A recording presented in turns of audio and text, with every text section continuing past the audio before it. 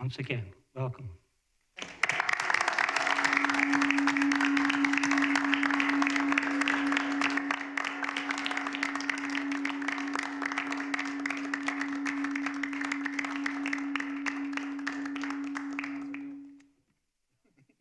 Exactly.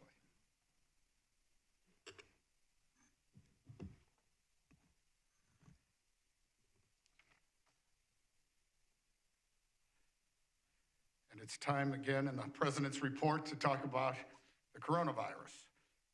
Since mid-July, Governor Pritzker announced a new mitigation plan to prevent the resurgence of COVID-19 in Illinois.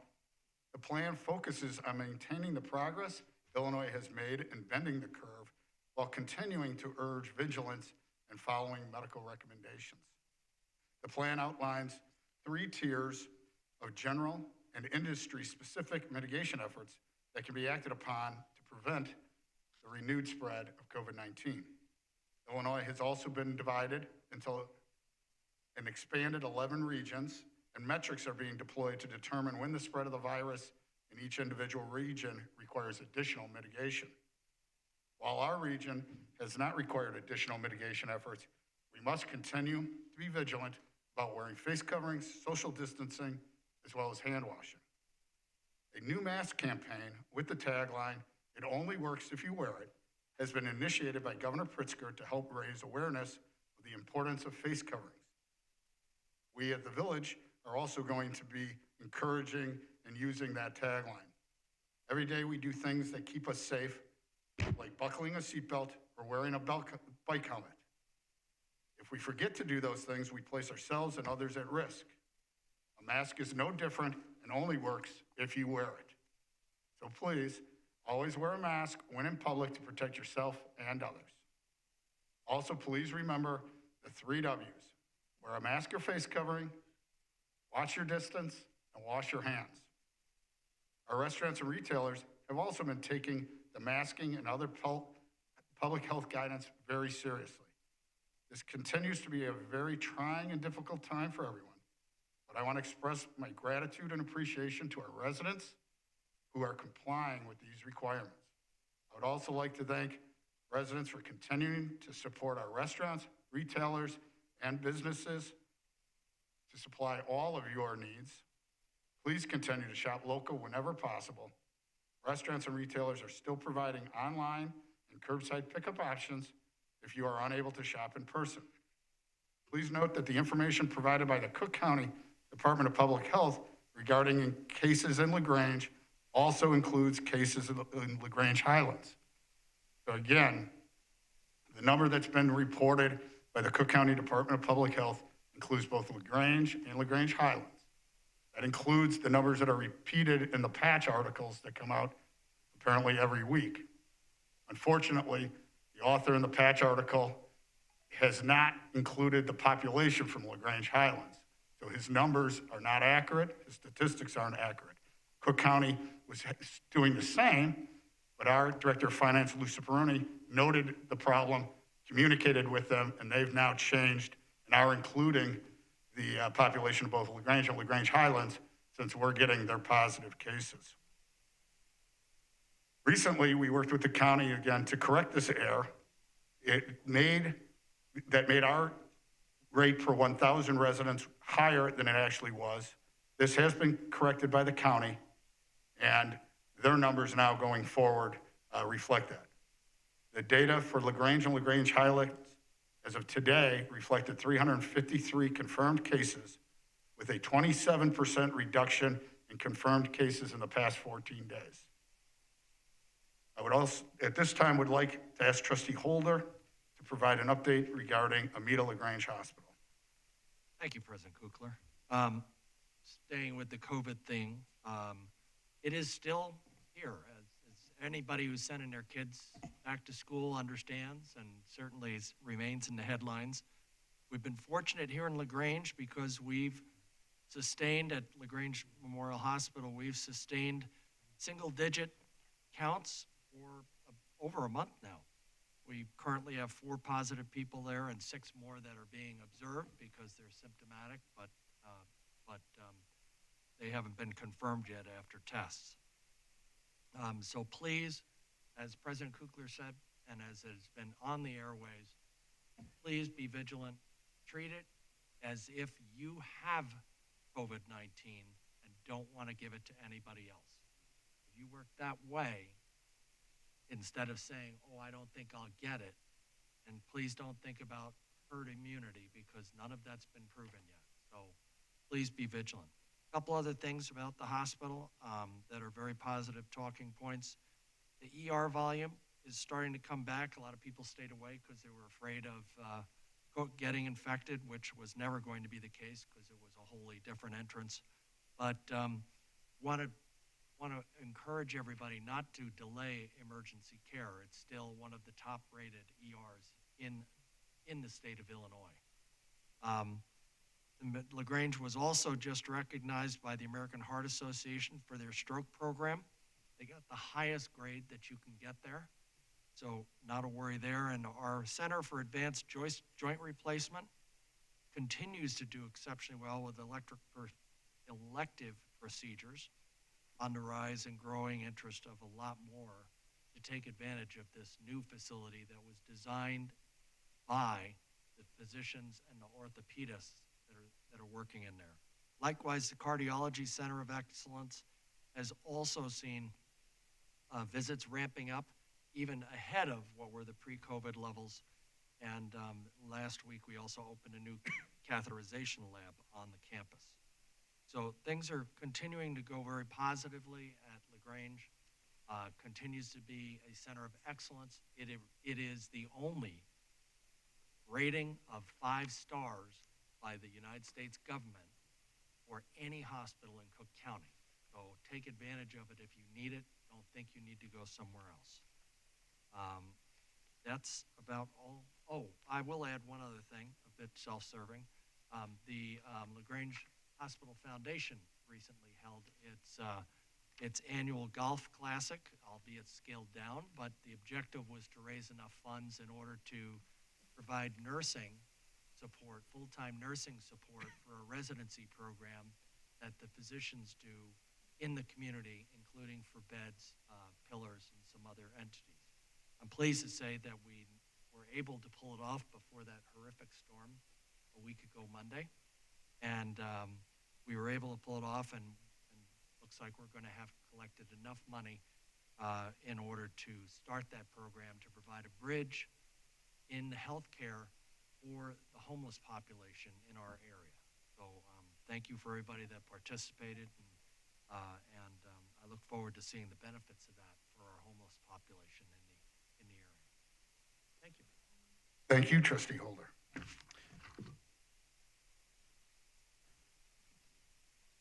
Unfortunately, the police department is needing to and is investigating a report of shots fired in the 0 to 100 block of Washington Avenue. It occurred approximately at 9:10 p.m. last evening. It's an active investigation, an ongoing investigation, and there were no reports of injuries. Based on the preliminary information, the police department does not believe that there's a threat to the general public. However, if anyone has information regarding this incident, please contact the police department at 708-579-2333, extension 302. Chief Bluter, could you provide just a brief update? No, the investigation's ongoing, not much further from what was put out in the most recent news release. I do want to reiterate, though, that based on the initial investigation, we believe that the residence was targeted. Therefore, we do not believe there's a threat to the general. Okay. Thank you, Chief. As part of our Be the Change, Travel Safe in LaGrange campaign, traffic safety is very important. We'd like to remind the public that this week and next week marks the return to school for many elementary and high school students.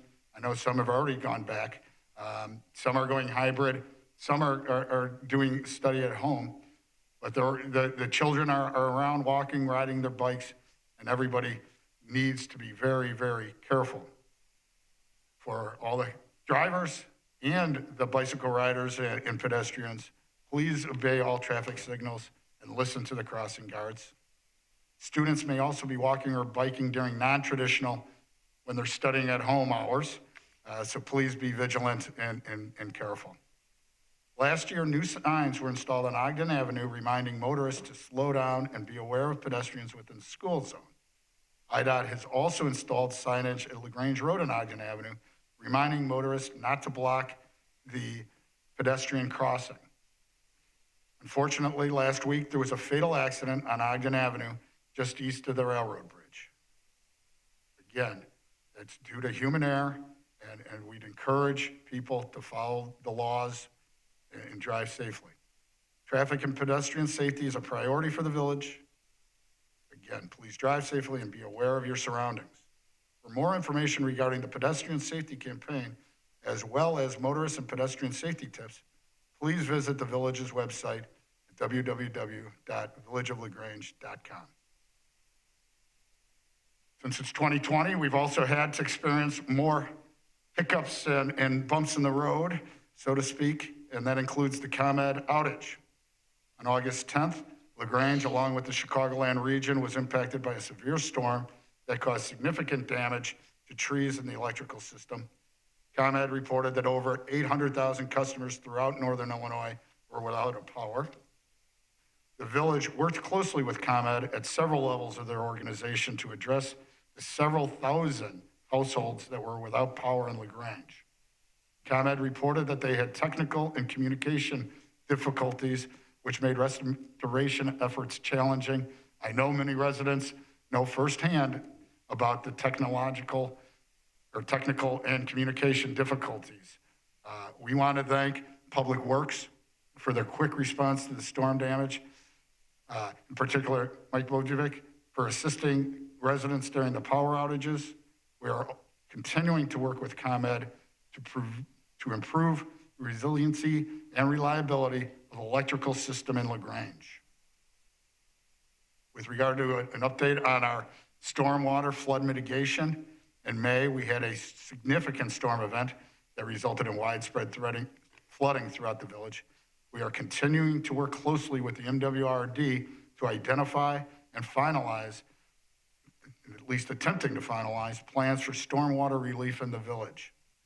More information will be provided as more details become available. The census. Census workers have started to conduct in-person follow-ups with residents that have not yet responded to the census. Census workers will be able to provide identification and will not ask you for financial or personal identifying information such as your bank or credit card numbers, driver's license numbers, or social security card. I cannot stress enough the importance of responding to the census. LaGrange is at a 76.6 response rate. We can do better. We need to do better. LaGrange receives over $2.8 million annually based on population, which is essential for providing services to residents. Please complete the census online at my2020census.gov or by phone at 1-844-330-2020. Happier news, community diversity events. The Community Diversity Group will host special events during the 29th Annual Diversity Days in LaGrange beginning Friday, September 11th. The weekend of events will include a virtual Zoom 2020 summer read book discussion beginning at 7:00 p.m. on Friday, September 11th, and a virtual race unity rally at 3 p.m. on Sunday, September 13th. To register for the book discussion or the race unity rally, please visit www.communitydiversity.org. The Community Diversity Group and its programs consistently provide positive messages of inclusion and understanding, which help improve the quality of life in our community. Thank you for everyone that's involved in planning and supporting this important annual event. The village and the police department have a commitment to serving every member of our community with integrity, professionalism, and equity without regard for their race, religion, orientation, or housing status. Again, we are a community of families, neighbors, and friends that care for each other regardless of our differences. In a few minutes, I'm going to ask Clerk Burns to read a proclamation. And I know in the audience, and maybe they can stand up while Clerk Burns reads it, Linda Eastman and Marion Hummel Wilson are here, so we can do that. But before that, Chief Bluter, do you have anything to add with the diversity? I would. Thank you, President Kukler. As we recognize and celebrate the Community Diversity Group and its longstanding relationship with the Village of LaGrange, I would like to take... Chief, do you have a microphone handy, or? I do. I got one in front of me. They may need it for the TV. As we recognize and celebrate the Community Diversity Group and its longstanding relationship with the Village of LaGrange, I would like to take this opportunity to share some information with everyone here this evening. I want to assure everyone that the men and women of the LaGrange Police Department strive daily to provide the professional police service that this community expects. As I have previously indicated, we have received insightful and reflective questions regarding our police department policies. The LaGrange Police Department has training and policies in place to address many of the inquiries and questions we have received throughout the summer. Over the past 2 years, our department has trained on cultural competency, constitutional rights, civil rights, de-escalation, and procedural justice. Some officers have even participated in more in-depth training, such as the 4-hour crisis intervention team training. This training provides officers with the skills and knowledge to effectively handle crisis situations involving individuals suffering from mental illness, behavioral disabilities, and substance abuse. There is also a lot of interest in several specific policies, and I would like to take a moment to address those as they pertain to the LaGrange Police Department. The LaGrange Police Department has policies that state officers cannot use chokeholds, including to prevent the destruction of evidence by ingestion, cannot shoot at moving vehicles, and officers are directed to move out of the path of an approaching vehicle, are required to intercede when they see another officer using excessive force and to report the incident to a supervisor, use de-escalation techniques in a myriad of circumstances. Lastly, shall document and report any use of force incidents. Supervisors review such use of force incidents and complete a written review, which is then sent to the deputy chief and ultimately to me. Lastly, the LaGrange Police Department adopted the 10 shared principles in August of 2018. This document was created through a collaborative effort with the Illinois Chiefs of Police Association and the Illinois NAACP State Conference. The values outlined in the document serve as a guiding principle regarding the relationship between law enforcement and the communities and people they serve in Illinois. There's always room for improvement. We will continue to implement best practices and work towards the goals of our village and residents. The village's website at www.lagrangeel.gov, I went ahead and used the new one, provides additional information on this topic, including frequently asked questions. This can be found on the website under the police department. Thank you. Thank you, Chief.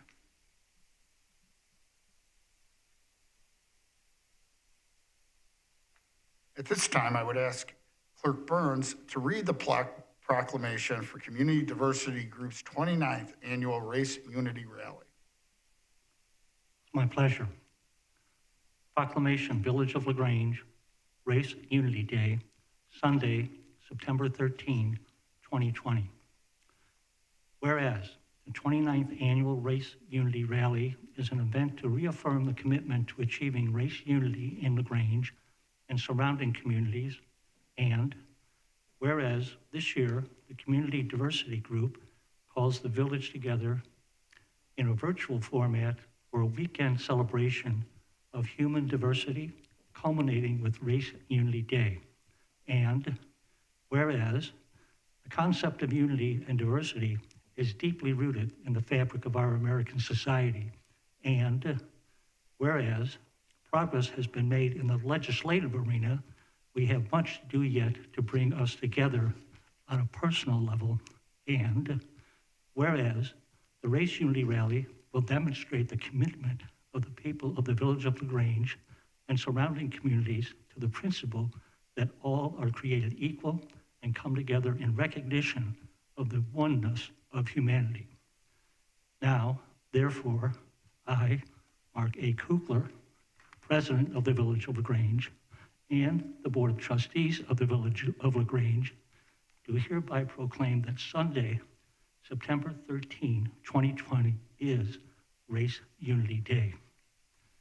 We urge all residents of our community to resolve this day to promote in ourselves, our community, state, and nation those qualities and attributes which will generate the recognition that all humanity belongs to one family.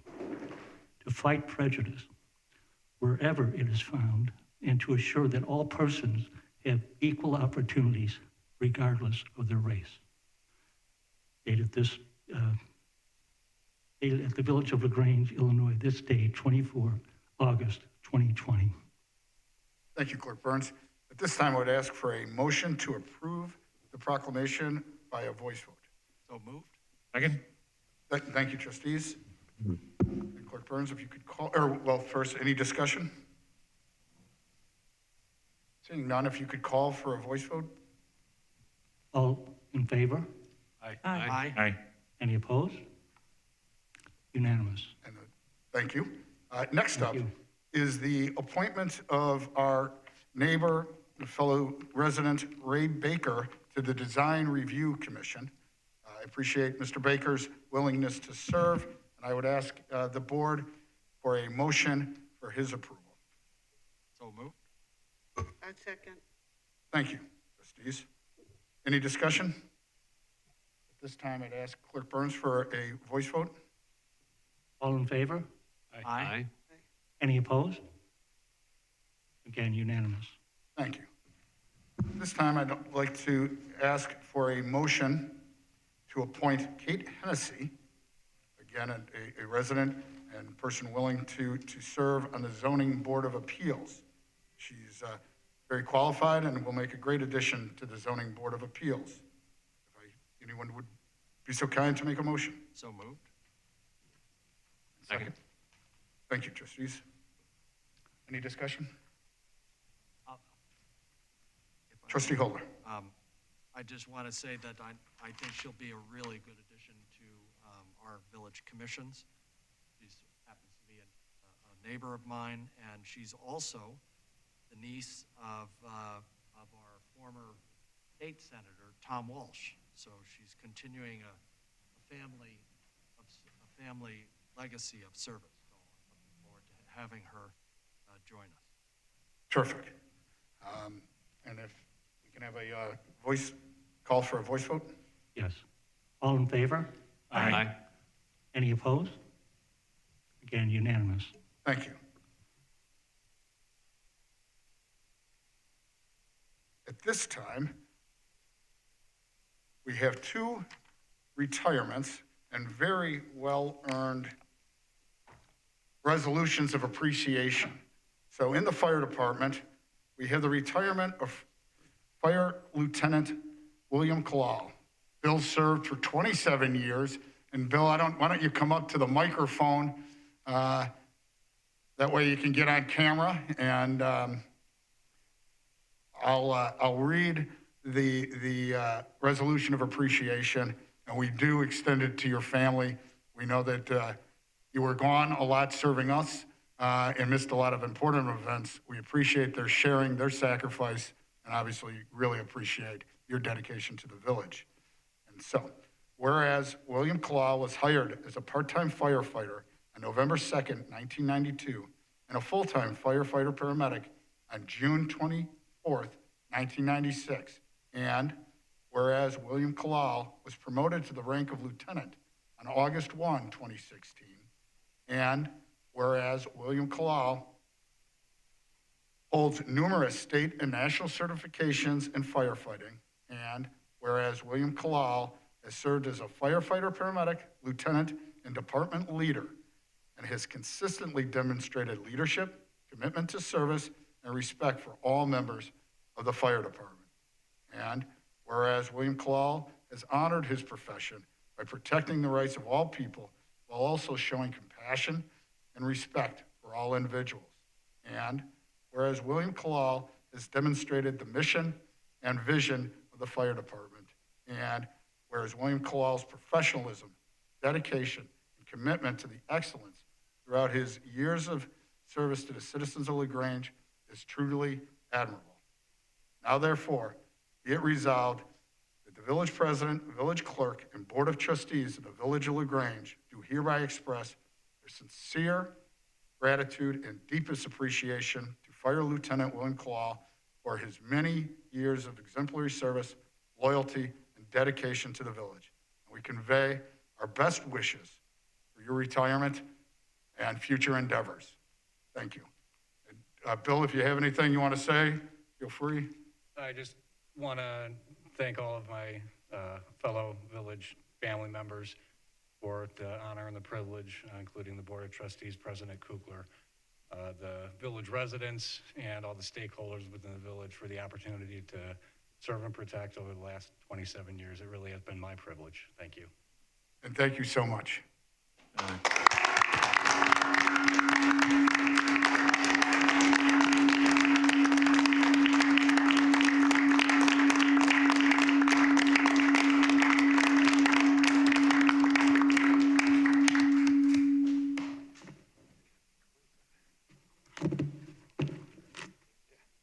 President Livingston, or President Kukler? I'd like to add one thing. Sure. As he's known in our neighborhood, Billy. Thank you so much, and you're a perfect example of one of the things that makes LaGrange so special.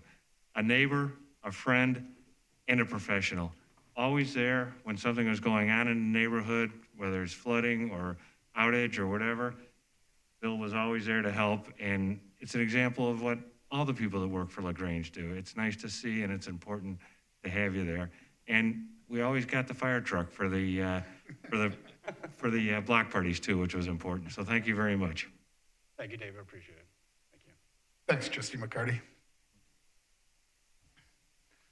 Andy's going to wish that he lived in LaGrange, I guess, but.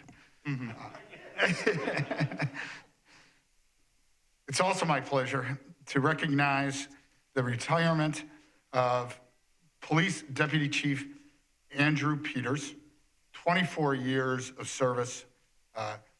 Again, we appreciate your years of service as well as your family's sacrifice, the times that you were called away due to this job. And you know, obviously, when you were acting chief, very busy time. We appreciate all your efforts, your family's sacrifice, and this resolution of appreciation.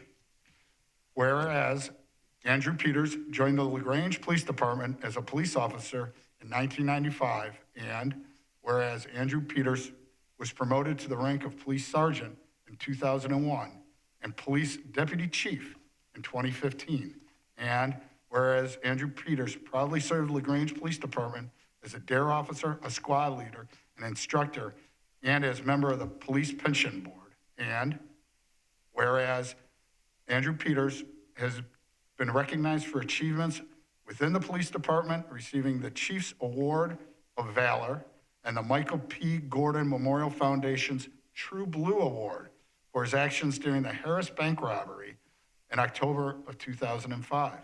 And whereas Andrew Peters has honored his profession by protecting the rights of all people while showing compassion and respect for all individuals. And whereas Andrew Peters' professionalism, dedication, and commitment to the excellence throughout his 24 years of service to the citizens of LaGrange is truly admirable. And again, I want to recognize the time period where you were the acting chief and led our department. Now, therefore, be it resolved that the village president, village clerk, and board of trustees of the village of LaGrange do hereby express their sincere gratitude and deepest appreciation to Deputy Chief Andrew Peters for his many years of service, loyalty, and dedication to the village, and convey their best wishes on his retirement.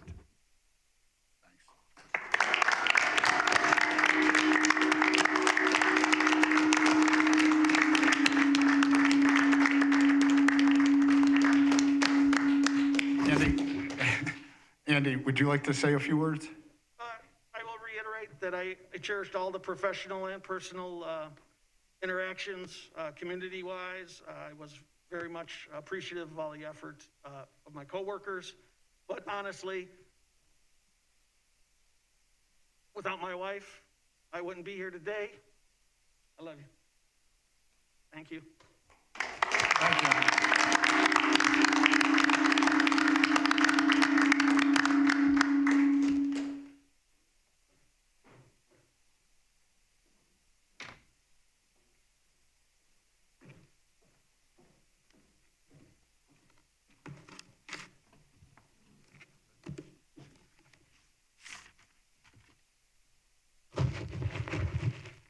this time, I would ask Clerk Burns to read the items on the consent portion of the agenda, followed by the items under current business. Certainly.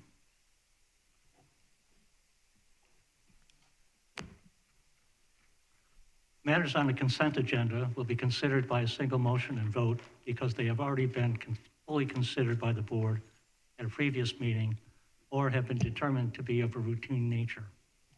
Any member of the Board of Trustees may request that an item be moved from the consent agenda to current business for separate consideration. Item A, ordinance, design review permit number 112, 2 South LaGrange Road, Fannie Mae. Item B, award of contract 2020 tree trimming program. Item C, minutes of the Village of LaGrange Village Board of Trustees regular meeting, Monday, July 13th, 2020. Item D, consolidated voucher 200727. Item E, consolidated voucher 200810. Item F, consolidated voucher 200828. 824.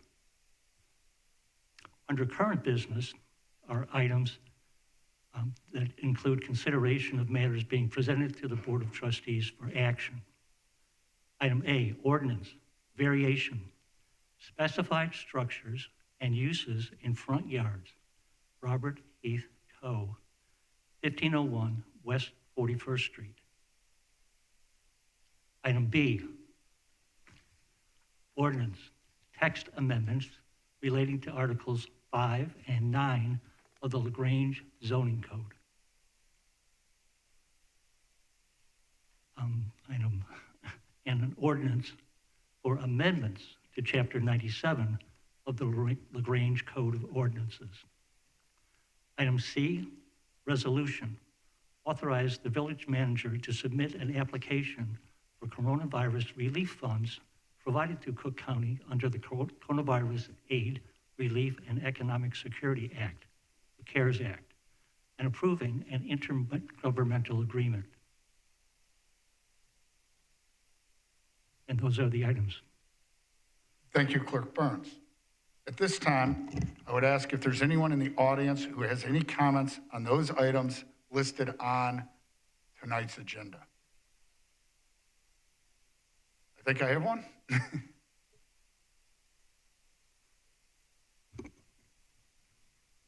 Good evening, everyone. Evening. Finally had to put a suit on. Took me a while. So we're on item 6A. I'm Phil Fernaro, appearing on behalf of Heath Towle, the owner of 1501 West 41st Street. Before you go through the process, I just wanted to sort of make a recommendation or a request to remand this back to the zoning board. I got involved in late July and been trying to coordinate a lot of different things. We wanted to go back to the zoning board. I know they made some recommendations. Staff has provided me with some information so that I can research this further, see if there is some merit in trying to go back and doing this, because I know the respect that the board has for the zoning board and plan commission, and with the 4-1 vote against, I think it's in our best interest and not to waste the board's time or staff's time, we go back to the zoning board. So if that's a possibility, we certainly would appreciate it. All right, we'll call that and address that when it comes up, but I appreciate you letting us know that ahead of time. Thank you. Thank you, Phil.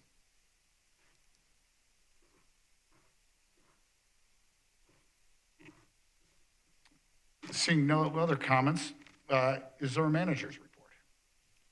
Thank you, Mr. President. As you mentioned earlier, since the beginning of the summer, ComEd has been working on various projects throughout the village to upgrade their infrastructure to improve system reliability. The overhead work associated with these improvements, which generally includes pole, equipment, and cable replacement, is expected to continue through the first quarter of 2021. The work to install underground conduits, such as those in the Central Business District, is expected to be completed this summer. Specifically, the contractor has completed the conduit installations on Ashland and Callender Avenues and expects to resurface these roadways this week. The village will continue to work closely with ComEd to help facilitate ongoing equipment upgrades and other targeted improvements throughout LaGrange. If you have any questions regarding the construction, please contact the Public Works Department at 708-579-2328.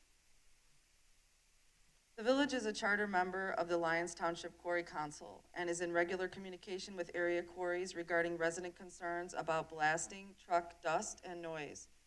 The two area quarries are not located in LaGrange, and LaGrange does not have jurisdiction over their operations.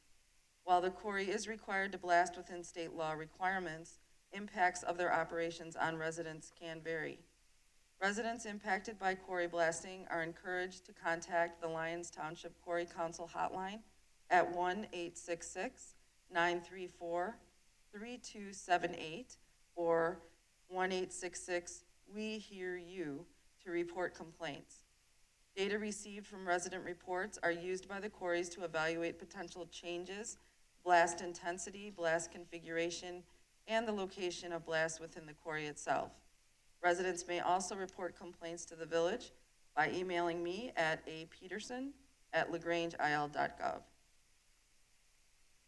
The last day to accept voter registration or transfers of registration for the November 3rd, 2020 presidential general election is October 6th by mail and October 18th online. Residents may register to vote online at the Illinois State Board of Elections website with your driver's license or state ID. Residents may also register to vote in person at one of 6 Cook County locations or at the Village Hall. 2 pieces of identification are required, including one with your current address. Any registered suburban Cook County voter may request a mail-in ballot online at the Cook County Clerk's office or in person at the Village Hall. The deadline to apply is 5 days before the election. Mail ballots will be mailed out beginning September 24th. Voters are encouraged to complete and mail the ballot back as early as possible once received. As an alternative to mailing, drop boxes for mail-in ballots will be located at over 50 early voting sites beginning October 9th for some locations and October 19th for others. Early voting will take place Monday, October 19th through Monday, November 2nd. For more information, please visit the county's website at www.cookcountyclerk.com or by calling 312-603-0906. The Village Hall will be closed on Monday, September 7th in observance of the Labor Day holiday. Normal business hours will resume on Tuesday, September 8th, and as always, a full complement of public safety personnel will be available in the event of an emergency. In observance of the Labor Day holiday on Monday, September 7th, residential refuse collection service will take place 1 day later than regularly scheduled during the week. Residents north of 47th Street with normal pickup on Monday will receive refuse collection services on Tuesday, September 8th, and residents south of 47th Street with normal pickup on Thursday will receive refuse collection services on Friday, September 11th. Please note that Flood Brothers has advised that some residents on the refuse sticker program may have received a bill for carts in error.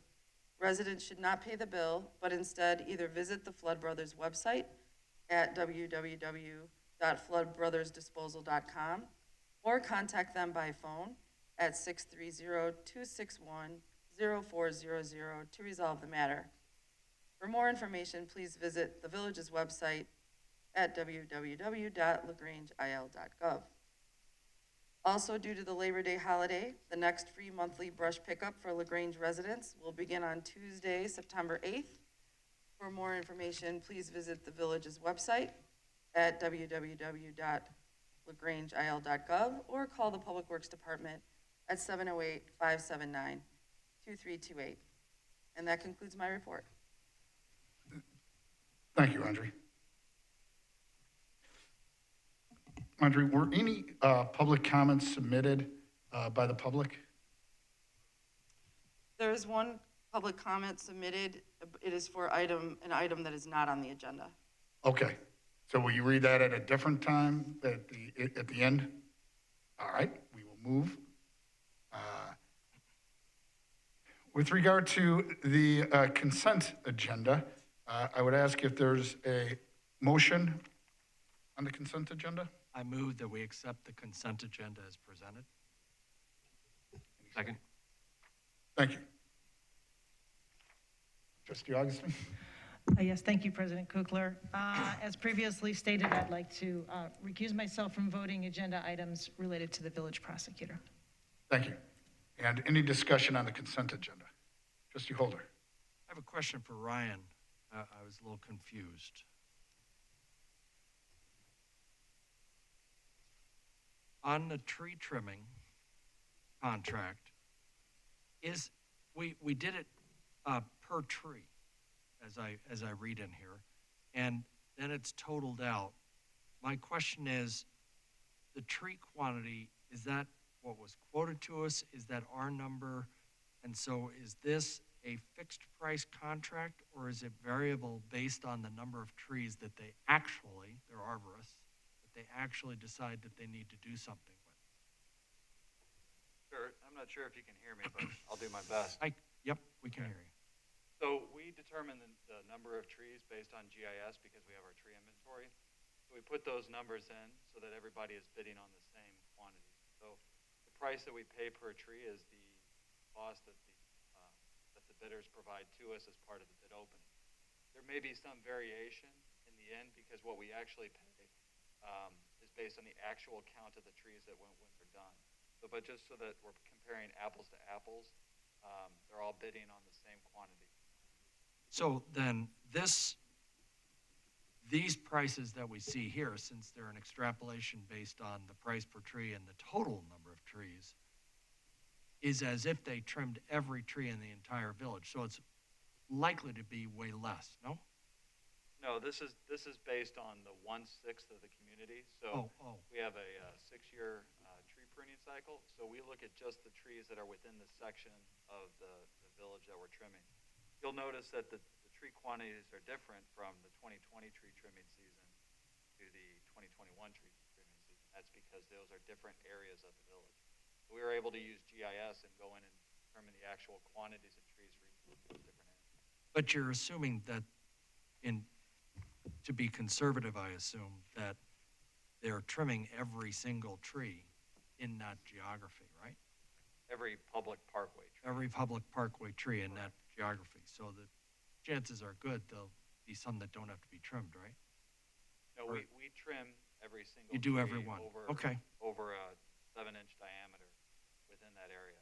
Okay. That way we also do an inspection of the tree, which is important for keeping track of the health of the tree. Sure. Thank you. And thank you, Trustee Holder. And to follow up on that, if a resident outside of that zone were to see a hazardous or dangerous condition, what should they do? Oh, sure. So we routinely get calls for tree maintenance. For example, in the recent storm that we had a lot of branches that were hanging in trees that required maintenance. So if any resident ever sees a condition that is hazardous, or they might have a question about a tree, contact Public Works. Thank you, Ron. Trustee McCody. Thank you, President Kugler. I would just like to note that the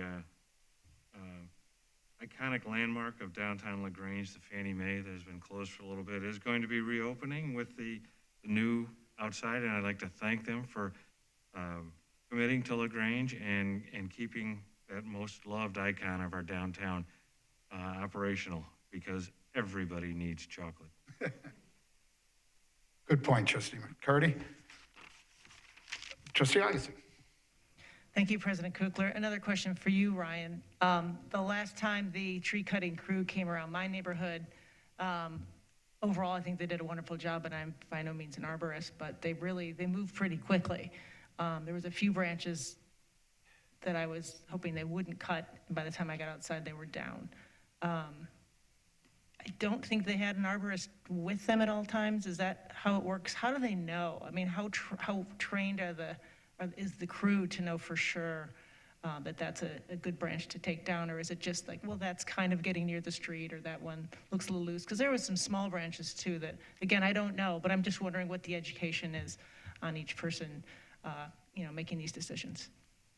Sure, that can be difficult, especially when you have some smaller trees that require more aggressive pruning. It can sometimes feel like they're being trimmed very aggressively. And so in those particular cases, the way that we're trimming the trees for is to bring them up so that when they become fully mature trees, that they have the right sidewalk clearance and the right clearance for the roadway. In terms of the experience of those that are doing the trimming, part of our specifications require that they have certain certifications and arborists on staff. The other way that we ensure that there's the quality of the tree trimming is done properly is we also have our own staff as well as outside staff who are certified arborists reviewing the work of the tree trimmer. If there's ever a question about the quality or whether a particular tree branch shouldn't be trimmed, we would encourage the resident to reach out to us, and we're happy to have those discussions with the resident. Thank you. Seeing no further questions, if we could have a roll call vote? Certainly. Trustee Katina. Aye. Trustee McGee. Aye. Trustee Holder. Aye. Trustee Gale. Aye. Trustee Augustine. Aye. Trustee McCarty. Aye. And it's apparent that the consent agenda passes unanimously. Moving now to the current business, I think under 6A was the matter that Attorney Ferraro spoke of. And if, Village Council, if it's appropriate, can we change it and have Trustee Augustine read it as a motion to return to the ZBA, or does she need to read it, the motion that's in the agenda first? I think that under these circumstances, you, President Kukler, could ask your colleagues on the dais if everyone is comfortable with sending it back, and then there wouldn't have to be any discussion of it at all. If there isn't consensus on that, then you would ask for discussion among your colleagues. Yeah, I would like to give the board just the opportunity to discuss it, so I'd rather have it, if possible, motioned to be sent back with, allow the trustees any comments to be made, and then we could vote on that if that's allowed. That's certainly okay, yes. So you could ask for a motion at any time. So if you're comfortable with that, Trustee Augustine, then maybe we can just jump to that. I am. Let's proceed. Okay. Okay. So So, I think you have to ask for a motion, and then it can be second, and then we can have a discussion. so I won't read the setup. I'll simply. Yeah, however you want to do it is going to be Okay. fine. Well, I think, President Kukler, that you would ask if there's any trustee who would like to make a motion to return this to the Zoning Board of Appeals and see what the reaction is to your request. Thank you. I appreciate your assistance there.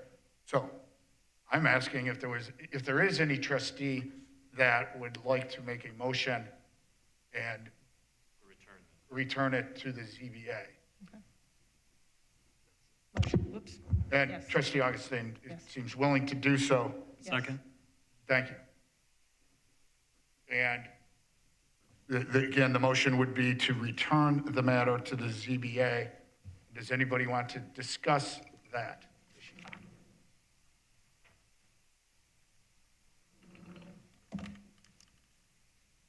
Nope. Trustee McCarty? Nope, I'm good with that idea. Okay.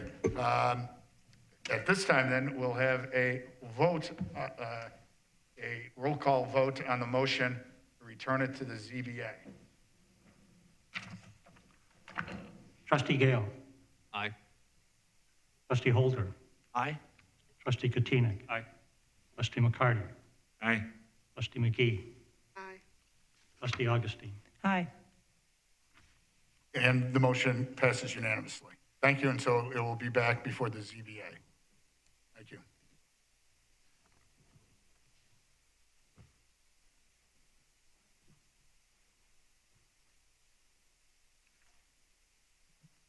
Under current business B and C,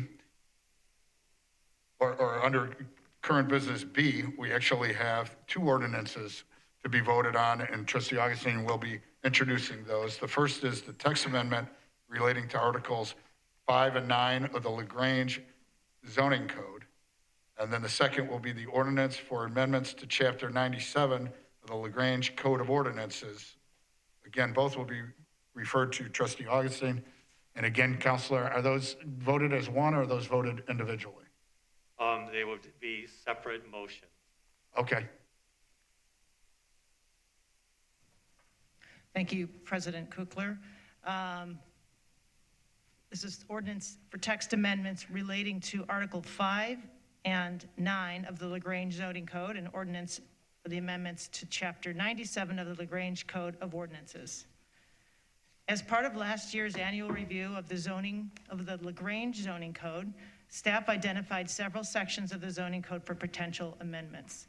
The majority of those proposed zoning code amendments were presented and approved at the March 9th Village Board meeting. The remaining amendments related to live music, relate to live music. The LaGrange Plan Commission conducted a public hearing in 2 sessions on December 10th, 2019 and January 14th, 2020, related to live music. And after deliberation, the Plan Commission voted unanimously to recommend the text amendments as summarized in this memorandum.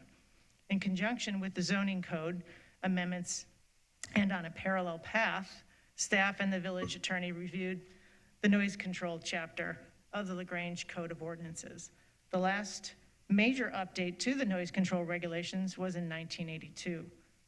Staff and the village attorney are proposing to update the entire noise control chapter, which regulates noise on public and private properties, as well as vehicle noise.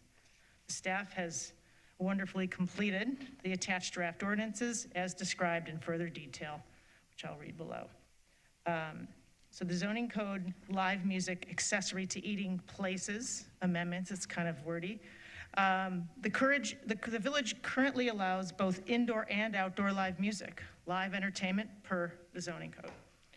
A special use when accessory to an eating place per section 5105A5 of the zoning code, or as temporary use per section 9103C13.1 of the zoning code. An eating place can be granted up to 8 temporary use permits for indoor and outdoor live music per year. Any establishment wishing to offer live music more than 8 times per year is required to apply for a special use permit. In 2017, the village commissioned a retail market assessment to evaluate the performance of LaGrange's downtown. The market assessment identified, amongst other things, in retail trends,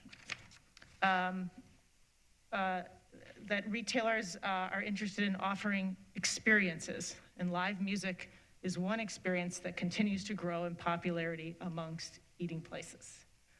Staff and Plan Commission recommends amending the zoning code to allow for live music as a permitted use when such live music is 1, an accessory to an eating place, 2, contained wholly within the principal building, and 3, is subject to the village's noise regulations as proposed to be amended, as contained within Chapter 97 of the LaGrange Code of Ordinances. The Plan Commission recommended that live music, when located outdoors, can continue to be allowed as a temporary use of up to 8 times per year, subject to the requirements 9103C13.1, including review and approval by the village manager. Businesses seeking to have live music indoors more than 8 times per year would be required to obtain a special use permit. This recommendation allows Plan Commission and Village Board the opportunity to evaluate any potential impacts of regular outdoor live music, and also provides parity with the one remaining business within an existing special use permit. LaGrange Code of Ordinances, and this is regarding the noise control amendment. LaGrange Code of Ordinance noise control amendments. In conjunction with evaluating the proposed live music amendments, staff and attorney reviewed the noise control chapter of the LaGrange Code of Ordinances, which was last updated in 1982, as we said earlier. Staff and the village attorney are proposing to update the entire noise control chapter, which regulates noise on public and private properties, as well as vehicle noise. In researching the proposed changes, staff compared the village's existing noise control requirements to current best practices, neighboring and peer communities, and state statute. Staff also consulted with the sound engineer and planning consultant firms.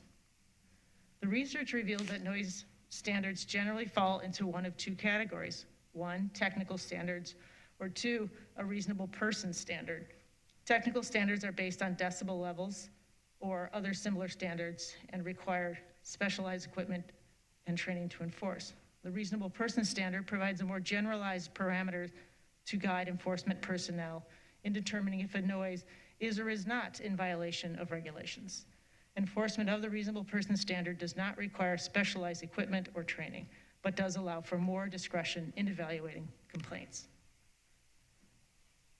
The village's current regulations are based on technical standards and prohibit any noise during daytime hours emanating from a residential or commercial property to another residential or commercial property at a weighted sound pressure level of 55 dB, or measured as at least 25 feet from the noise source. Staff is proposing the use of reasonable person standard due to the benefits of enforceability. The proposed amendments revise the requirements to prohibit noise that is plainly audible for 1 minute or more at a specified distance from the noise source. The plainly audible standard is intended to better account for ambient noises that impact perceptions of sound. The specified distance varies based on time of day and zoning district and generally relates to the zoning code requirements for minimum yards or typical lot of right-of-way dimensions. The proposed noise control chapter retains the village's current definitions of daytime 7 a.m. to 10 p.m. and nighttime 10 p.m. to 7 a.m. hours, as well as existing framework of regulating noises by zoning district. It also includes continued prohibitions on noise from industrial properties as required by the zoning code. The amendments reflect a change to the restrictions on noise emanating from residential and commercial properties by shifting from technical standard to the reasonable person standard and modifying the distances from which noises are measured. So staff and village attorneys have prepared the attached ordinances, amending the Grange zoning code and code of ordinances. If the village board concurs with the recommendations of the plan commission, staff, and the village attorney, then a separate motion to approve each of the attached ordinances would be appropriate. So we'll start with the first, and I move to approve that the ordinance titled, "An Ordinance Amending the LaGrange Zoning Code Regarding Commercial Use and Temporary Uses," be considered. Second. Thank you, Trustee Augustine, for a very lengthy introduction, and Trustee Holder for the second. I appreciate that. Any discussion?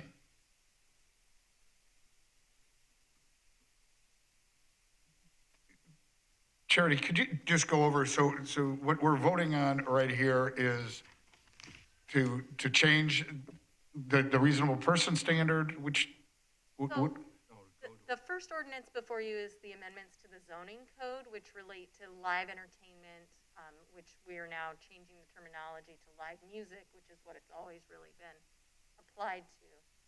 Live music will now be permitted as of right within an eating establishment as an accessory use when it's indoors. Outdoors, it will continue to be allowed as a temporary use with a temporary use permit up to 8 times a year. Anything more than that would require a special use permit. Do the restaurants that want to have live music indoors have to do anything with reporting to the village? They do not, once this change goes into effect.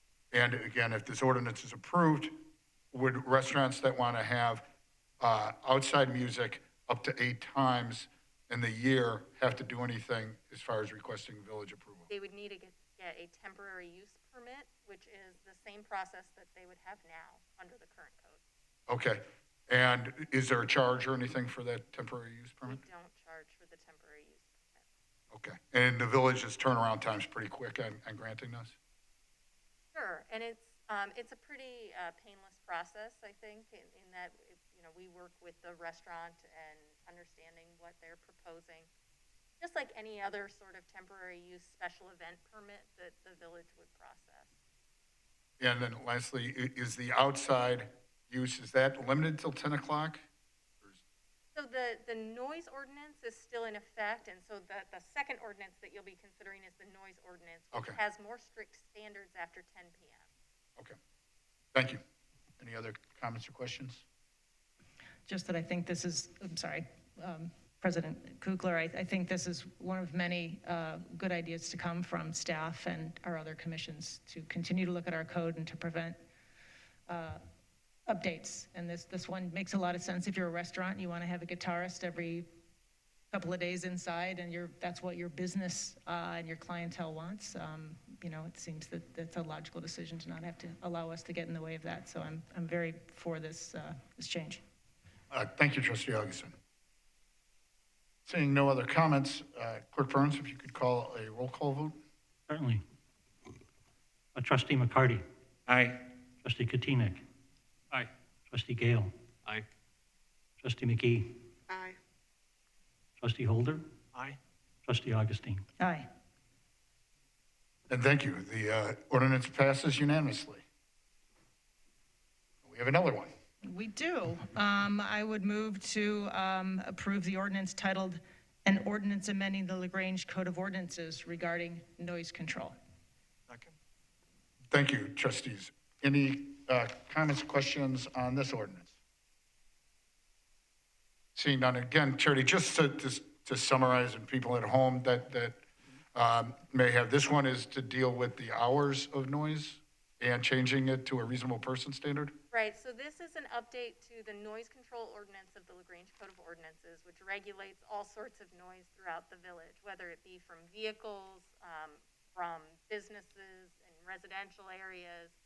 And so really the principal change here, aside from some other general updating that we've done, is to change from a technical standard, which requires specialized equipment and training to be able to measure, to a reasonable person standard. So in the ordinance you have before you, it is a violation of the village noise ordinance if noise is plainly audible at a certain distance from the specified property.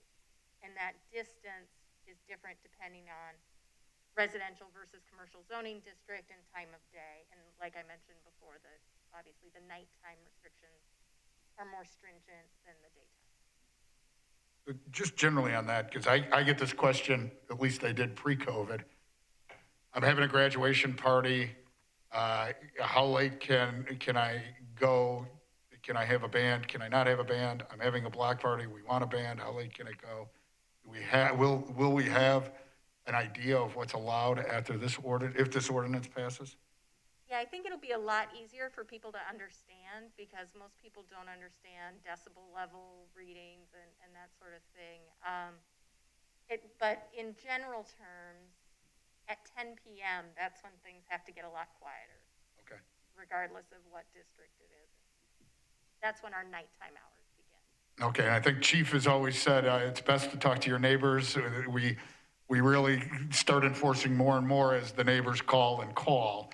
And if the neighbors are at the party, they usually don't call. That's a quote from the chief. So, but Chief, if you could address this issue, which is the parking garage. We have had complaints regarding noise being in quite frankly, the cars that are making the noise that are driving the complaints are doing it on purpose. There's usually a handful of individuals that are revving their car, racing their car, screeching their tires, and unfortunately sometimes crashing their cars in the garage. But if you could address will this address it? Will this help you in hopefully controlling that? It actually will. It's going to provide us a few more tools within the ordinance, and as Charity explained, it's a little bit more reasonable to enforce. We've got 15-foot distance on music, whether it's in the parking deck on a street, that's going to be helpful. We have screeching of the tires. There's also provisions, as she mentioned, with the commercial district, which the parking deck is. So yeah, there's about 3 or 4 different ways we can issue tickets with noise within the parking deck. Terrific. And should residents that live near the parking deck continue to call if they're hearing activity that's more than just parking their car? Absolutely. Thank you, Chief. Any other comments or questions? Seeing none, Clerk Burns, if you could call a roll call vote? Certainly. Trustee Gale. Aye. Trustee Katina. Aye. Trustee McCarty. Aye. Trustee McGee. Aye. Trustee Holder. Aye. Trustee Augustine. Aye. And that also passes unanimously. Thank you, everyone, for your assistance on that. We do have one more resolution, and that is to authorize the village manager to submit an application for coronavirus relief funds provided to Cook County under the Coronavirus Aid, Relief, and Economic Securities Act, also called the CARES Act, and approving the intergovernmental agreement. If Trustee Gale could walk us through that, I'd appreciate it. Thank you, President Kukler. Absolutely.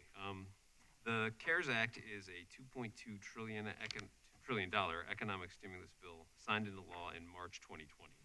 The act includes funding and relief for businesses, organizations, individuals, states, and municipalities as a result of the coronavirus pandemic. Cook County received approximately $429 million from the U.S. Treasury from the CARES Act for certain expenses incurred as a result of the coronavirus, and approximately $51 million of the relief has been allocated to Cook County municipalities to apply for on a reimbursement basis. The amount allocated to each Cook County community through the CARES Act is based on a formula that includes both population and need. The maximum amount available for the Grange to apply for at this time is a little over $209,000. The village intends to apply for reimbursement for eligible expenses incurred as a result of managing the coronavirus pandemic. We will be applying through both the CARES Act and other potential funding opportunities, such as the FEMA Public Assistance Grant Program. So we'll be applying for both of those opportunities. 2 documents are required by Cook County as a requirement of the application process for CARES Act funding. Each municipality must submit a resolution along with an approved intergovernmental agreement to be eligible for funding consideration. Those 2 documents have been reviewed by the village attorney and the village's risk management agency. Attached is a resolution that would authorize the village manager to submit an application for coronavirus relief funds provided to Cook County under the CARES Act and approves the intergovernmental agreement required by the county. Staff recommends approval of the resolution, so I move for the approval of the resolution authorizing the application and approving the intergovernmental agreement. Thank you, Trustee Gale. Is there a second? Thank you, Trustee Holder. Any discussion? Great. Trustee Holder. I guess, Andre, this is a grant, not a loan, right? Correct. It's a reimbursement for eligible expenses. It is not a loan. Okay. Well, I want to thank whoever decided to go forward with this. I understand that the process of applying is rather onerous, and it's going to be welcome relief. So thank you for everybody that stepped in. Thank you, Trustee Holder. Any other comments? Trustee Katina. Yeah, I would echo Trustee Holder's comment. It is very welcome, but what jumped out at me is Cook County received $429 million. Of that, approximately 51 is being distributed to the municipalities. That's 12%, and that percentage is far too small and should be a lot bigger. Thank you. I join in with your comments and agree with your thoughts on that, Trustee Kutinek. I'm sure the powers to be care, but anyway, I think it's important that you do express it because the money, I believe, should be filtered down into the local governments, and to the amount that it was is insufficient. Thank you. Any other comments? There being none, if we could have a roll call vote on the resolution. Certainly. Trustee Augustine. Aye. Trustee Holder. Aye. Trustee Katina. Aye. Trustee McCarty. Aye. Trustee McGee. Aye. Trustee Gale. Aye. And the resolution passes unanimously. Thank you. And again, thanks to the staff for their work and continued work on getting us the reimbursement. At this time, I'd ask if there are, it looks pretty quiet out there, but I will ask anyway. Are there any comments on items that were not on tonight's agenda? I believe I was told earlier that we may have one to be read. Yes, Mr. President, there is one public comment from Roseanne Welnick at 613 9th Avenue. She states that I've been a resident of LaGrange for almost 24 years. I'd like to preface my comments by saying I know that the village works hard on behalf of its residents and is generally responsive to their needs. That is why I hope that tonight the village will grant me the privilege of truly listening and responding to my concerns as I represent several of my neighbors. As you know, we were without power starting on Monday, August 10th, around 3:45 p.m. due to a derecho. My block was without power until Tuesday, August 11th at 8 p.m., a total of 28 hours. Neighbors to the east and south of me finally got their power restored on August 13th, 3.5 days after the storm. I know that the village was working on their behalf to restore power as quickly as possible. I just mentioned the duration to reference a timeline. I do not have specific numbers on how often my neighborhood has lost power in the last 2 decades, but suffice it to say, it feels like it is an annual event. I know that there are 3 major events of multiple day outages in my neighborhood. One time we had to replace our refrigerator, and another time our stove, because the power was surging on and off, causing the appliances to completely fail. Being that these events were caused by storm damage, I will acknowledge that the village cannot be held responsible for acts of God. However, I think it is incumbent on the village to assess the electrical infrastructure to prevent future power outages. Last October, October 30th, my power went out due to ice and snow on the lines.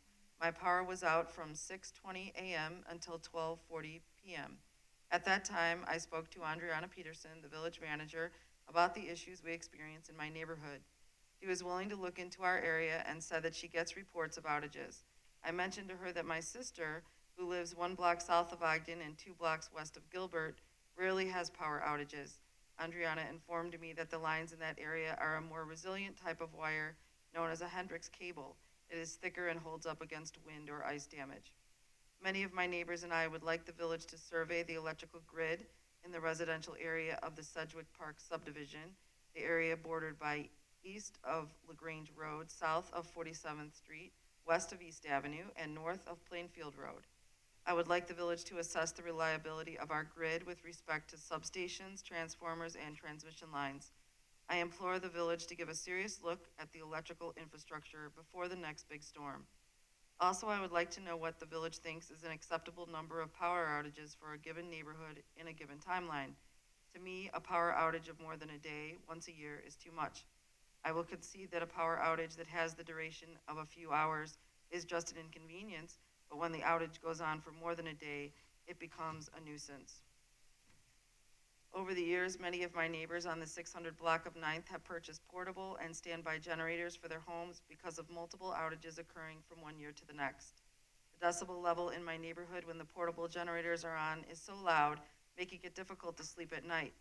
My husband and I have looked into whole house generators, but the cost is in the thousands of dollars, and we have not yet purchased one. During the power outage, I kept returning to thoughts of how power outages affect us residents. There are several issues that could be potential problems for our residents if they go without power for an extended period of time. They include: 1, in the case of a rain event that causes flooding, some pumps would stop working, causing more damage to homes. 2, food spoilage and waste. You could spend several $100s replacing food or medicines that spoiled while the power is out. 3, individuals with medical devices that require power stop working. 4, not everyone can afford a generator. Standby generators could cost thousands of dollars.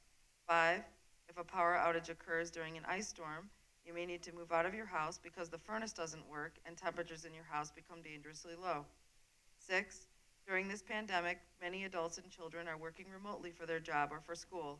A person working from home might lose wages because they cannot access their internet without power, and a child might fall behind in their schoolwork. If a thorough survey of our electrical infrastructure in the Sedgwick Park area could be done and possible improvements made to lessen the severity and frequency of power outages, it would be of great relief to hundreds of your residents. Thank you for your time and consideration, and I look forward to hearing your response. Sincerely, Roseanne Welnick. Thank you, Andre. And, normally I wouldn't ask any questions, but because of the storm, and I think it did bring up several good points, maybe we could spend a few minutes addressing it. One part, I know from talking to you during the power outage, that some people have reported to the village that they have a compromised medical condition, and the village keeps a list of that and then tells Commonwealth Edison of those, and they do get a priority in having their power restored. Can you address that in a little more detail? Sure. Our Combined Dispatch Center, LTAC, does keep information on file for residents through the new program that we have, the new emergency notification system, the RAVE system. You can set up a profile for yourself that LTAC receives, and you could include medical information that you have, so that we would know if there's oxygen or other important equipment in your home for health reasons that need to be prioritized. And then we do provide that information to ComEd as long as they meet certain criteria that ComEd has. Residents can also contact ComEd directly to be asked. There might be medical criteria that might be required, but you can also contact ComEd directly to have your name and your equipment added to a list for prioritization. Thank you. And then again, on the residents' questions regarding doing a survey or a canvass of the area, I know Ryan has a pretty good understanding of the power structures and the different things, but this is the power and the distribution of electricity is all under ComEd's jurisdiction, not the village's, correct? Correct. And so we wouldn't actually be going in auditing or looking at what power is in each block, although we do know a lot of that information. Well, during a storm, we do try to have people in the field to assist some of those efforts, which is what we had to do during the last storm. But correct, we are not responsible for the ComEd system or doing a survey of that. We wouldn't have the expertise to do that. However, when a resident does contact the village to state concerns about their reliability, we will request that ComEd conduct that assessment. We have already forwarded this information on to ComEd and asked them if they could provide us with information regarding how frequently that area has been out of power, whether or not there has been any recent infrastructure improvements, and whether there are any plans for future resiliency improvements in that area. And we do try to keep some data on people or different areas, residents that have lost power. Yes, we do have information. ComEd is also required to provide us with an annual report, and that annual report talks about all of the outages, the duration of those outages, also provides information on work that they've done to upgrade the system, and then work that they're planning to do. I think there might be a 5-year plan that they provide where they generally talk about some of the infrastructure improvements. And we can certainly also provide information, which is why I encourage residents to contact us to let them know if they do have concerns, because we can then also provide that advocacy to ComEd that we have residents in certain areas of the community that have these concerns and ask them to focus on those areas. I know that the storm was that Monday night, August 10th, and then starting Tuesday, I myself was on the phone a couple of times a day with different ComEd individuals. One vice president made the mistake of giving me his cell phone number, so I was calling and texting him regularly. But that was a minor compared to the amount of communication and at least pleading with ComEd that you were doing. Can you just tell the residents kind of in that 5-day period or 6-day period, just how often you were trying to push ComEd to restore the power? Certainly. Well, first and foremost, an outage of that type of intensity and that many residents completely takes a team effort by the entire village staff. We handled, hundreds of phone calls during those days of the outage. We had our public works staff were in the field, providing, like I said, kind of those eyes and ears to us to help us communicate with ComEd. This was a very challenging, a more challenging outage than normal because of ComEd's communication issues. And so some of that information was really very important because without it, ComEd would not have even known that some of the outages were occurring. It was also difficult for residents to communicate with ComEd, so a lot of residents were calling us instead. So it's very much a team effort on our part here when we have these types of outages. But it is really important for residents to continue that communication. After the fact, after the outages we thought were all cleared, we still did do some field reconnaissance and found some additional problems even after, with hanging limbs that could have created additional problems. So it's an ongoing communication effort during the outage and also outside of the outage periods to try to make sure that we're continuing to have ComEd invest in LaGrange. Thanks, Andre. And I just want to emphasize to the residents that when we're talking about the ComEd communication issues, it really started when they sent out the blast that said your power will, on Monday and Tuesday, your power is going to be restored on Saturday. We expressed, and they knew, the executives knew that that was unacceptable. Telling somebody that their power is going to be off for 5 days when they didn't really think that was true was just unacceptable. The communication, unfortunately, didn't get quickly better. We were told, several times that you'll have everybody restored but 100. Then it was everybody restored but 33. Then it was everybody's restored, although we had hundreds still without power. So the communication was poor, and we will be meeting and working with ComEd to improve. It was a tough storm for them. Again, they've committed to LaGrange, and we just really have to push them to make sure that the upgrades that LaGrange deserves, LaGrange gets. And we will do that on behalf of the residents. At this time, are there any trustee comments? Trustee Holder. I want to, thank you. I want to pony off of that. One of the other things that ComEd had recently, in the last year, upgraded was their automated response system, where you can dial in and say, hey, my power's out, and it'll tell you some estimates of something. That system failed on a wholesale basis. So it's not just the wires here in LaGrange. I mean, you talk about a communication problem. Even their automated systems couldn't communicate, which also hampered their field crews as well. So really, really, I mean, it was Keystone Cops. Now I know it was bad, but wow, I was just kind of in awe at how bad ComEd performed for this. I do want to congratulate Andre, all the work that you and Mark did to get boots on the ground here in LaGrange, to get critical hotspots and cranes for trees and that sort of thing, to get that to happen. And also to Ryan's group, Public Works. I mean, they were picking up stuff for 2 weeks. I mean, I don't know if you're still doing it or not, but there was so much down in the south part of LaGrange that was really something. But not only that, but also their advice and counsel to people who were facing things that,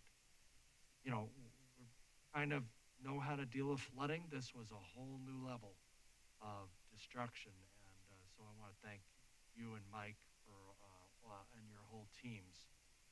I saw one of your road crews stop and just to help to talk with somebody for 5 minutes, just to walk them through and help them with some brush and stuff. So thank you. Thank you. It was a heartfelt effort by everybody.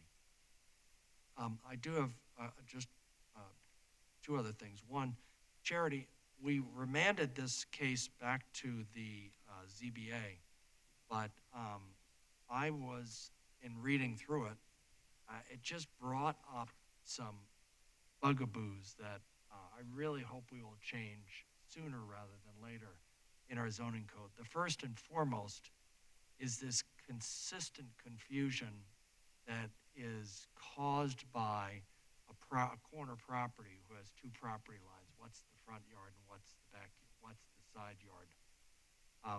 That seems to be blind to where the house already faces. I mean, if there's an existing structure and it faces street XYZ, I don't care if that's the front yard or the side yard. I think our zoning code should reflect the reality of the situation, not, if they're building, that's different. Then we'll deal with that as a blank slate, as a greenfield property. But for some of these other ones, I think we need to have the zoning code reflect what is truly a front yard and what is truly a side yard when we have a property that already has that staked out in that fashion. And I would love, that has come up, I mean, it's come up so many times. We really need to address that. And I think it'll help absolve a lot of other cases. The other question I had for you, Charity, is you, in your great staff work here, identified all these folks that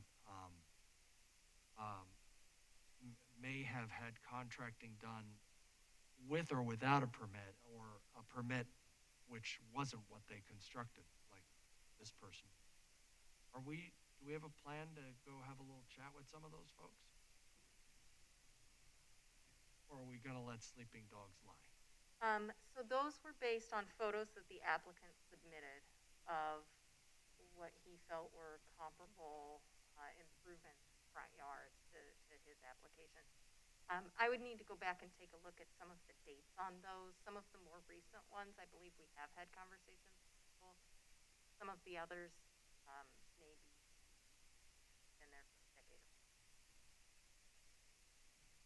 Okay, and then one last thing, I want to put a plug in for this Race Unity Rally. It's going to be interesting virtually.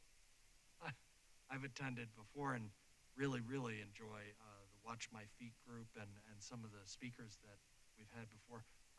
Because it's virtual, we can't do, are we not going to have Watch My Feet or anything? Do you have any knowledge of this? I'm sorry, I couldn't hear you. Linda Eastman left before I could ask her. The Race Unity Rally, are the Watch My Feet folks going to be performing even though it's on Zoom? Yes, they are gonna, I'm not sure if it's gonna be the whole group, but I know they will have a representation from at least one young adult. Cool. Well, I find their message to be very, And I think what happened before we had a program and we had a child perform, they performed in their home and someone videoed it and showed it. Oh, great. On Zoom. Okay. So I think that's the plan for the race rally. Okay, thank you. Unity rally. I've really found it to be interesting, and I think this book discussion is going to be cool. So I hope folks will tune in for this and they don't have to leave the comfort of their home, although it's really nice here in Village Hall usually. So, thank you. Thank you, Trustee Holder. I appreciate your comments. Regarding the zoning code, you may want to talk with the village attorney and just see, I know exactly what you're talking about, especially with this house where the front door faces Peck, but we're calling the 41st Street as the front. I spoke to Charity about that today because I remain confused about that. Charity explained to me that the way we do it on a corner is the shorter frontage becomes your front yard and the longer frontage is your side yard. So I get it. I'm just not sure what the rationale is, and if there isn't a valid one, I agree that it should be changed. Yeah, I mean, having spent 9 years on the ZBA, and the code was the same then. Yeah. It just seems to be blind to the reality of where the house actually faces. If it was new construction, it could be debatable, but when you built your house to face Peck, guess where your front yard is? So anyway, I hope we can figure out how to do that in a fashion that would, I think, eliminate a fair number of these that we get that are always sticky. They are always tough to do. So I'd like to figure out how to address that since we've got a lot of corners. And then again, to just highlight your comments on the community diversity group, the weekend, starting on Friday, September 11th, is before our next village board meeting, so it's really just the time for the board to talk about it. I'm sure we'll have stuff on our webpage regarding it. It's such an important event for the village, and I do want to emphasize that it's the 29th event. This is an event just because there were some protests in LaGrange. We have done this historically in LaGrange because this is an issue that's so important to all of us, and I'm looking forward to it. I know the board's looking forward to it. I'm sure a lot of residents that were at the protest and saw how important the messaging is will be interested, especially this year, so thanks for bringing it up. Any other trustee comments? Trustee Gale? Thank you, President Kukler. I wanted to put in a plug, as Andre talked about at the beginning. We've got an election coming up, and I wanted to put in a plug for one of the most important and great public services someone can do, and that is to serve as an election judge at a polling place on election day. Now, I know that that's a tough sell in this environment, but it is truly a great service. These are the friendly folks who, when you show up at a polling place, are there to give you a ballot and explain the process and help you through it. And it is something for which people can get paid. It's a long day, but you get paid for it, you get trained, and I can assure you that there are some perks involved. I've never been in a single polling place that was stocked full of donuts, cookies, and coffee and orange juice to help get you through the day. So if you're feeling up for it, I want to encourage anybody listening, anybody here who, if you're free on election day, or even I think you can do it in early voting locations too. You just go to the Cook County Clerk's website, sign up, and they'll get you set up. So hope folks can do that. Fantastic, great. Any other, Trustee Augustine? Wasn't going to say anything because I always do, but I do think that this one thing should be said, because everything else was handled, from the ComEd issues with those really inappropriate text messages that were too widespread, to reiterating the diversity group. Thank you, Bill, for doing that. That's going to be a great event. The thing that I would like to have one of our chiefs or Andre or Charity reiterate, because she'll do a better job than me, but signing up for our village alerts. I get those texts, emails in advance. They're fantastic. They're very helpful, and they're immediate. So if we could explain to the viewers how to get, I mean, you go to our website and you sign up, and you were saying there's the rave, and I think the 911, are those separate? Mm-hmm. And can you just kind of walk us through how many few short minutes that might take, and upsell the reasons for doing so? Thank you. Sure. So in order to receive news updates that the village places on its website, which also then posts to the LaGrange IL Facebook page and a number of online newspapers, Patch, and I think the Doings, residents just need to go to the Notify Me, it's called Notify Me tab. That's actually at the bottom of the front page of the website. That's probably the easiest way to sign up for those, and the resident provides their email or their text or both, and then the messages will automatically be sent every time that we post something to the website. The the RAVE reverse 911 system that we have, actually the new system has two parts.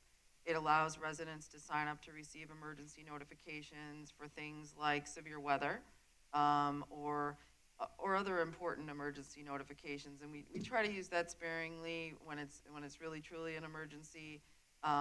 We have the ability through that system, whether you sign up or not, to be able to communicate directly with landlines, but we would prefer that people do sign up directly so that we also get your cell phones, because more and more people don't have a landline any longer, and we want to make sure that we're really connecting with you in the event of an emergency.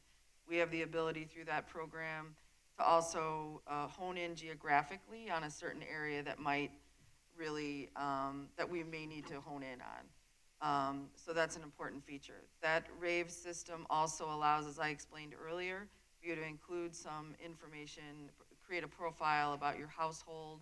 You can include whether or not you have pets.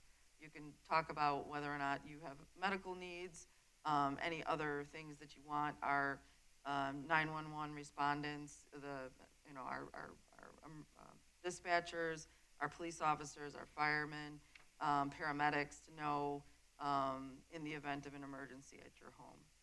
And there's a little button right in the middle of the front page of the website where you can sign up for the new RAVE emergency alert system. Thank you. Thank you, Trustee Augustine. I'd also say that the police department has a Facebook page.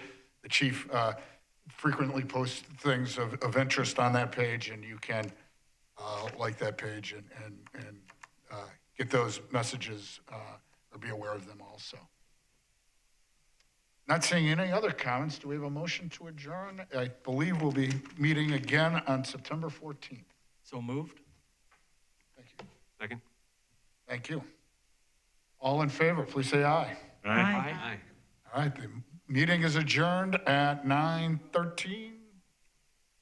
Thanks.